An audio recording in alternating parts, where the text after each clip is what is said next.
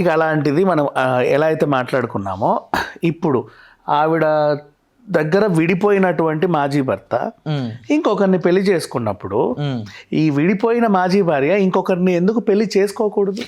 కొంతమంది మాట్లాడే వాళ్ళకి ఏంటంటే అలాగే అనిపిస్తుంది, గాసిప్స్ క్రియేట్ చేసే వాళ్ళు ఇలాగే ఉంటారు. బట్ రియాలిటీగా పిక్చర్స్ చూడాలి.